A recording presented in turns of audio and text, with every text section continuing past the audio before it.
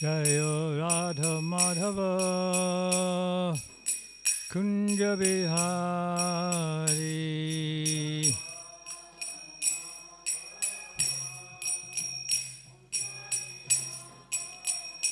Jaya Radha Madhava Kunja Bihari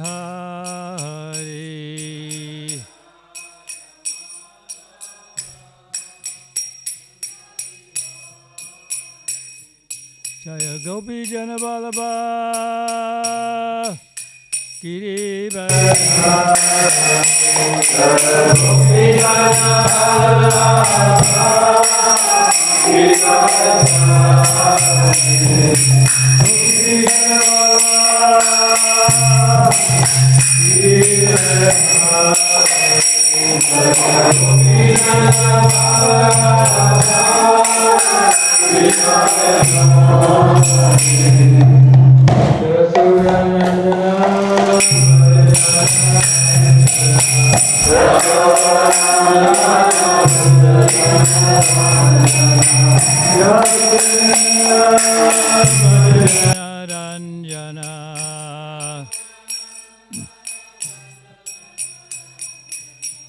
Chamuna Tira Vonachari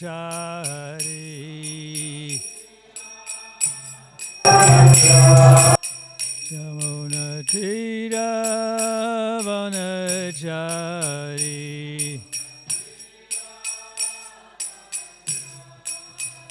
Jaya Radha Madhava Kunja Bihari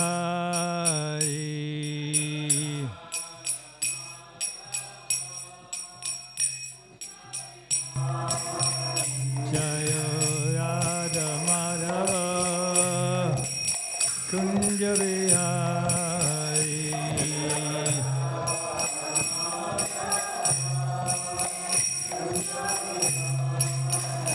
Jaya Gopi Jana Vallabha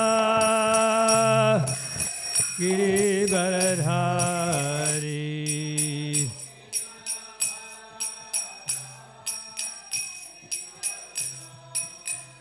Jaya Gopi Jana Vallabha Giri Baradhari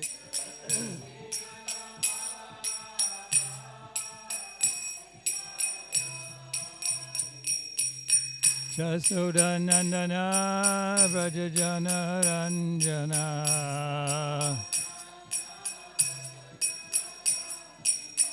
Jasodanandana Vrajajana Ranjana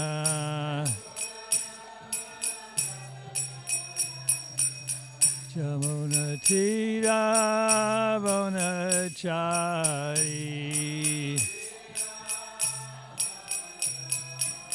Jamuna Tira Vonachari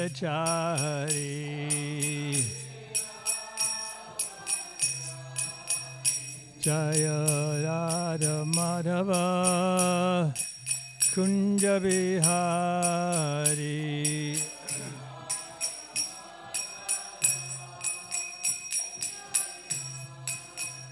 Jaya Radha Madhava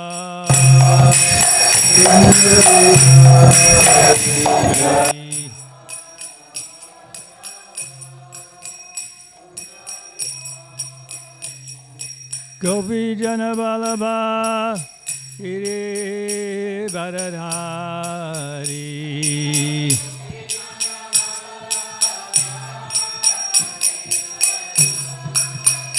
Jaya Gopi Jana Vallabha Giri Baradhari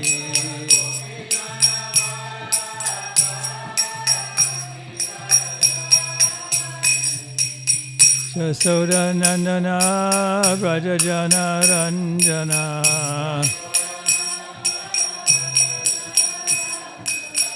Jasodanandana Vrajajana Ranjana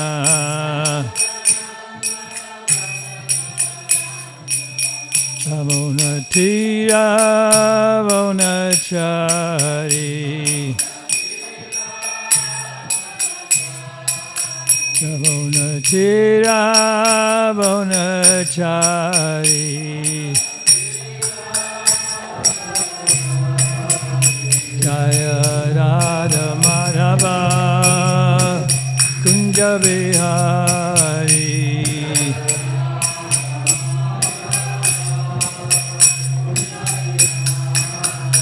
Jaya Radha Madhava Kunja Vihari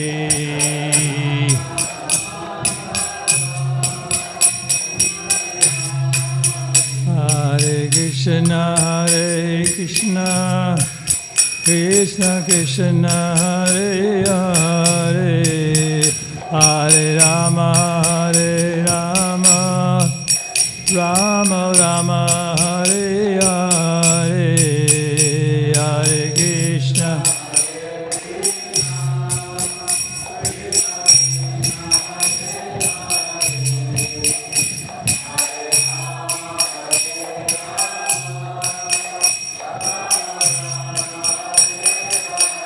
Hare Krishna Hare Krishna Krishna Krishna Hare Hare Hare Rama Rama Rama Hare Hare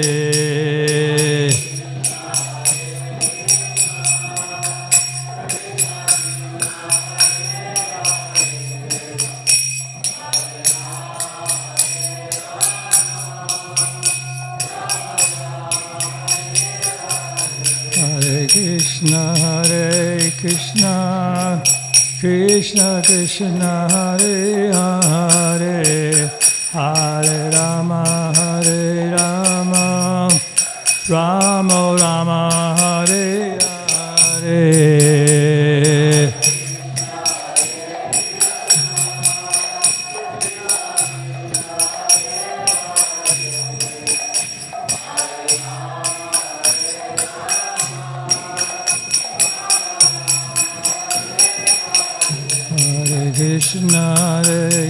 Krishna Krishna Krishna Hare Hare Hare Rama Rama Rama Hare Hare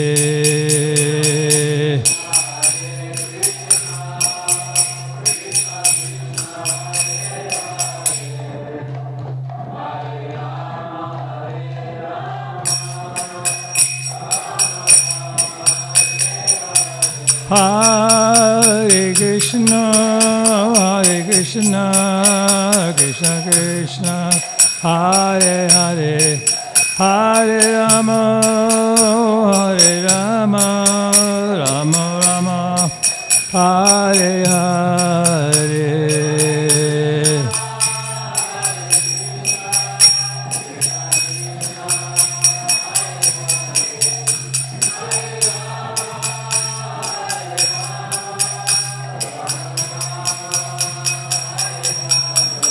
Hare Krishna Krishna Krishna Hare Hare Hare Rama Rama Rama Hare Hare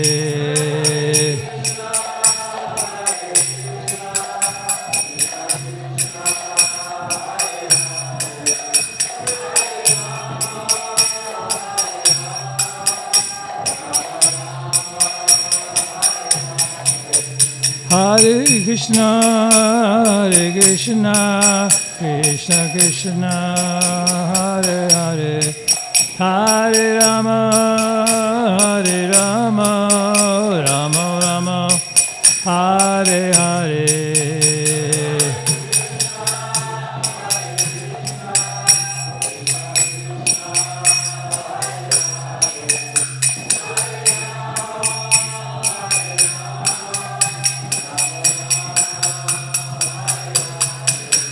Jaya Prabhupada, Jaya Prabhupada, Jaya Prabhupada, Jaya Prabhupada.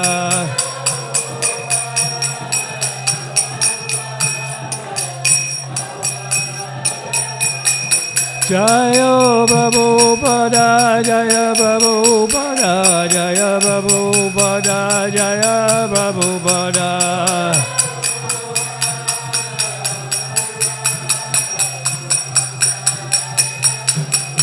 Jaya Prabhupada, Jaya Prabhupada, Jaya Prabhupada, Jaya Prabhupada.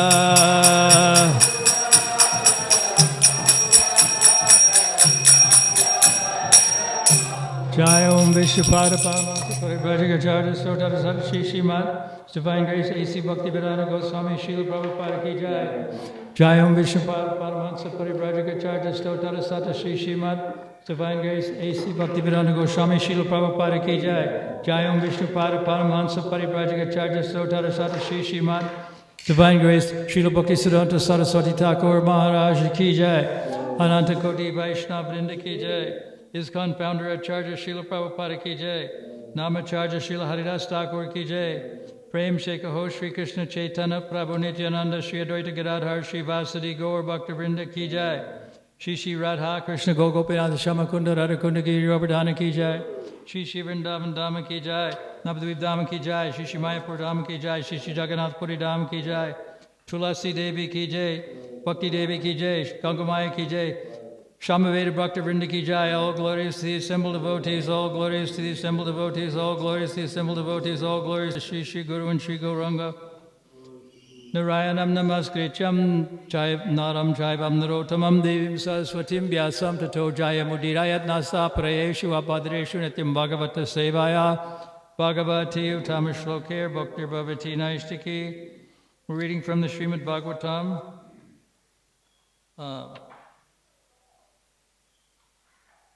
Third canto, 15th chapter, 4th verse. Is that correct?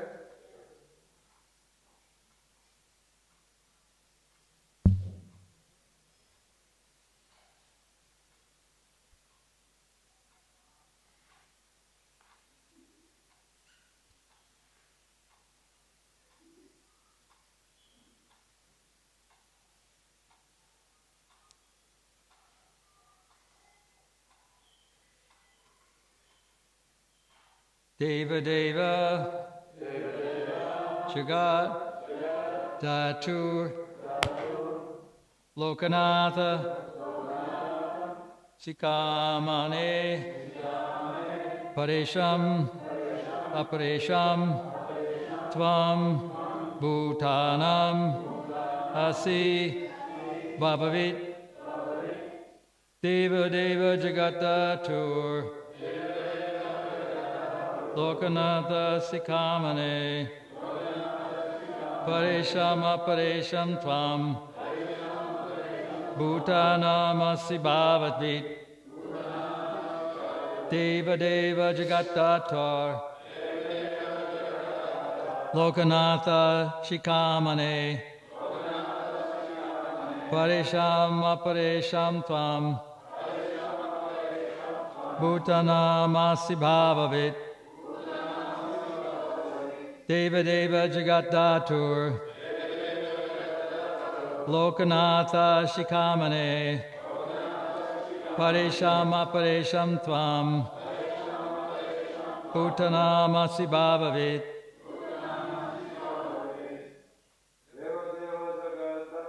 Deva Deva Jagadhatar Lokanatha Shikamane Paresham Aparesham Tvam Bhutanam Asi Bhavavit. Deva Deva Jagadhatur Lokanatha Sikamane Paresham Aparesham Tvam Bhutanam Asi Bhavavit. Deva Deva Jagaddatur Lokanatha Shikamane Paresham Aparesham Tvam Bhutanam Asi Bhavavit. Ladies. Deva Deva Jagaddatur Lokanatha Shikamane Paresham aparesham tvam Bhutanam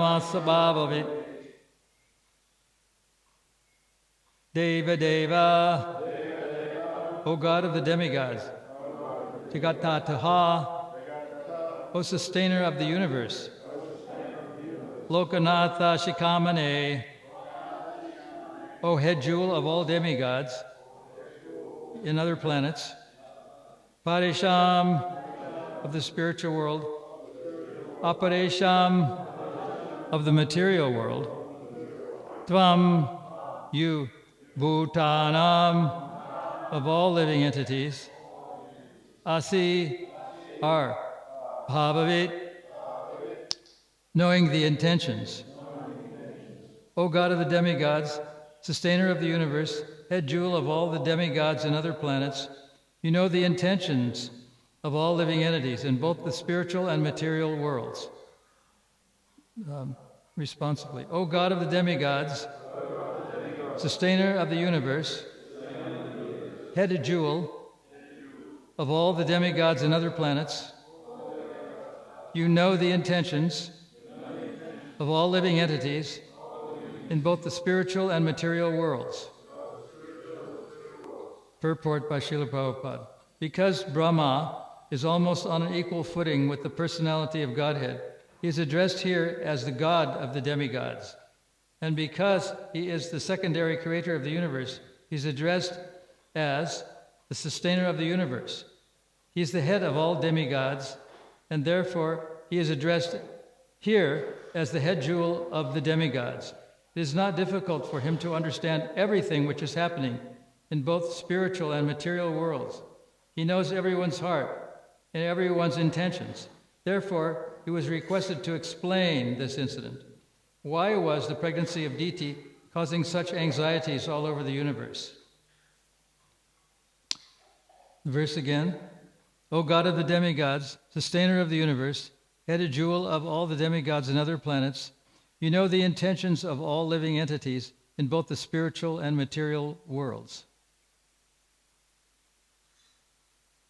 The indication is that Brahma is almost equal to the personality of Godhead. He can read, in effect, read the minds of everyone. It's kind of a fanciful idea that a person can read another person's mind without seeing it or hearing it.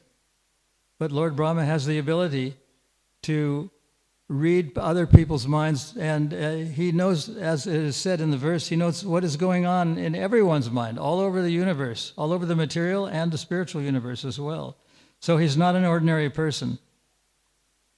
Once Prabhupada gave the example of a judge, saying that the lawyers or advocates were arguing back and forth over the innocence or guilt of the accused, and the judge was starting to nod out. And at a certain point, his secretary, or the person who was recording the whole incident, made a gesture to the judge, your honor, or your worship as they call them in England, your honor, you're starting to go to sleep. And he said, I have already made my judgment. So even though he was just sitting on the bench, he was using his intelligence to determine the guilt or innocence of the subject who was being accused of a crime. So some people have this ability to read minds, and they have a high intelligence. Sometimes the judge is criticized as just sitting and getting a very high salary, whereas other people are working very hard day and night, hours a day, and many days a week, and they're not getting nearly the amount of salary that the judge gets just from sitting. So the idea is that a Brahmin, or a person who is using the mind, is superior to an everyday worker, even in intelligence. And because he has a greater intelligence, he can just sit, and he is given that high position to sit and make judgments on people. So he's considered to be a highly intelligent person. And therefore, Lord Brahma is addressed as the god of the demigods. Even he knows what the demigods are thinking. They're obviously in a higher planetary system, but Brahma's superior intelligence enables him to know what they are even thinking. So the philosophy of Krishna consciousness is a little too complex for beginners to understand. How can a great devotee like Dviti give birth to a demon? And how can a demon later on be resumed in his position in the spiritual world? Like Jaya and Vijaya were gatekeepers of Vaikuntha. So they had a spiritual identity. So sometimes a demon can become a devotee. Sometimes a devotee can become a demon. These are some of the mysterious and inscrutable concepts that Krishna consciousness philosophy embraces. It's very difficult for people to understand. Prabhupada has told us that Lord Caitanya and his pastimes and intimate Krishna Leelas were not discussed openly or publicly.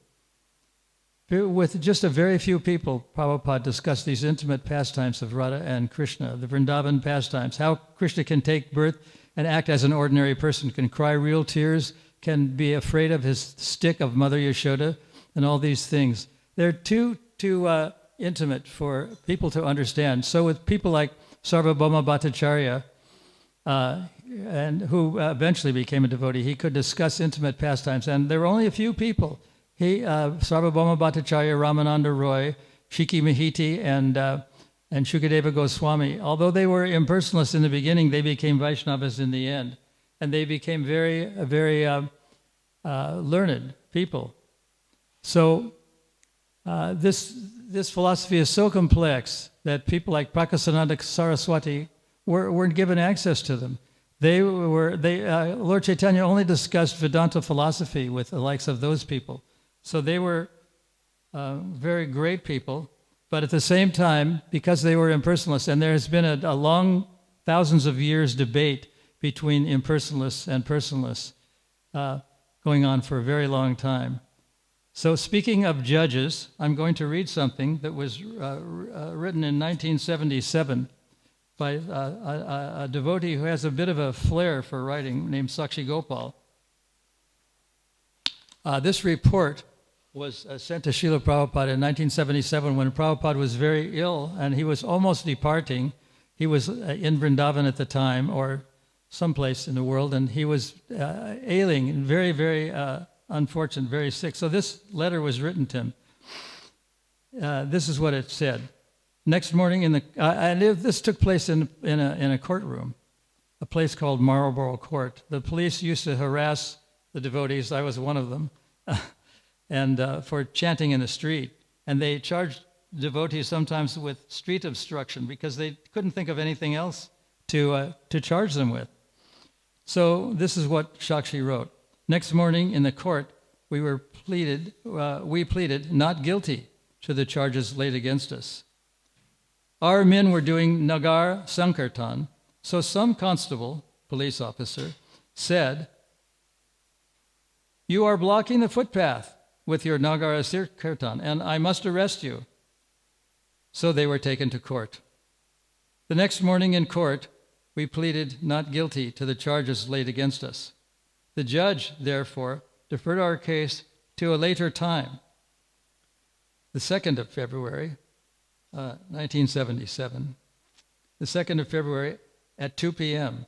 It was not until the day before the hearing that we realized the actual significance of the appointment. The 2nd day of February was the appearance day of Lord Nityananda Prabhu.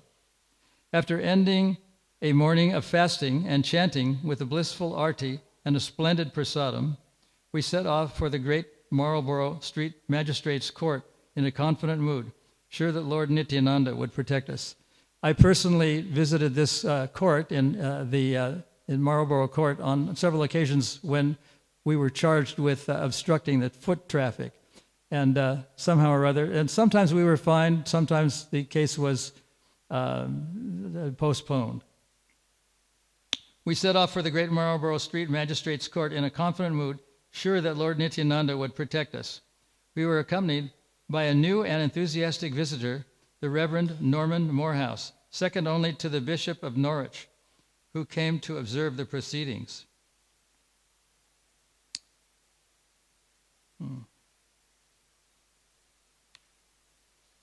Hearing this report, Prabhupada was very impressed.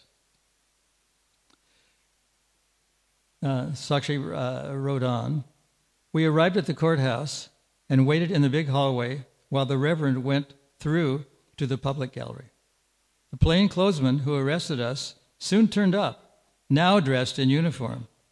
It took a little persuasion before they cautiously took some of Lord Nityananda's prasada in the form of cookies while we waited for our case to come up. At last we were beckoned into the courthouse itself and ushered into the dock. A stir went around the assembly in the court. Shaven heads and saffron robes were the last thing anyone expected to see in Her Majesty's court on a Tuesday afternoon.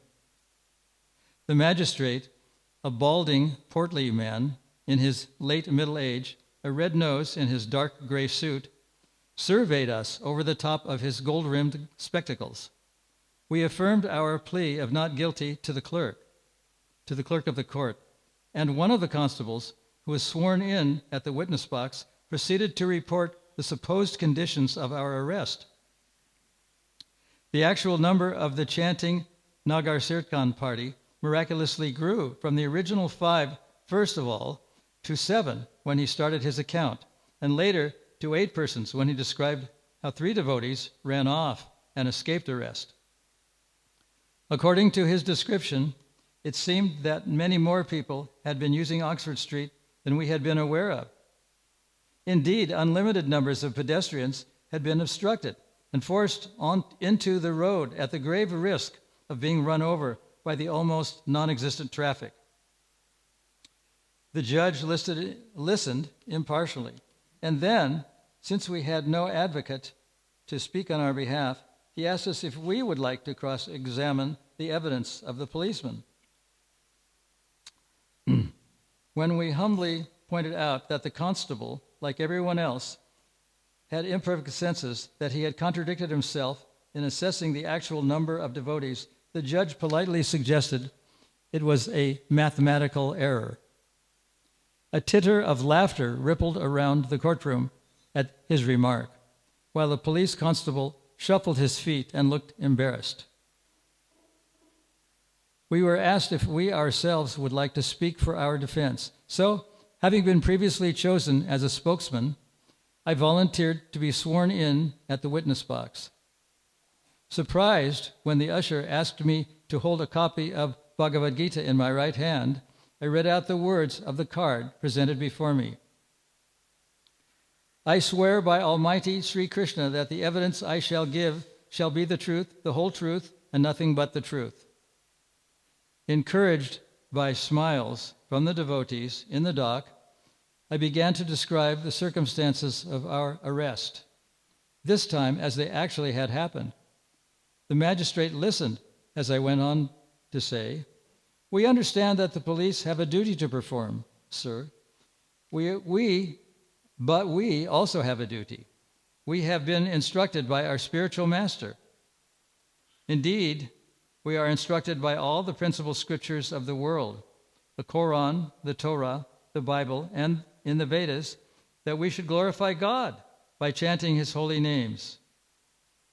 Whether you know the Lord by the name of Allah, Jehovah, Rama, Govinda, or Krishna, God is one." "Oh, quite so, affirmed the magistrate. Encouraged, I went on. "It is said in the Vedic scriptures, in the Brihat Naradya Puranam, Hare Nama, Hare Nama, Hare Nama, Eva Kevalam." In English, what does it mean? In English, the magistrate asked. "Kalo nastieva, nastieva, nastieva gatir anyata." This is written in the Sanskrit language 5,000 years ago. It means, in the age of Kali, the present age of materialism and quarrel, there is no alternative for making positive spiritual advancement but the chanting of the holy name, the holy name, the holy name of the Lord. The judge, in fact the whole courtroom, sat there fascinated. I remembered Srila Prabhupada's introduction to the Srimad Bhagavatam, and I began to speak further. Although mankind has made many great advancements in so many spheres, we can factually say that there is a fault in the social body at large.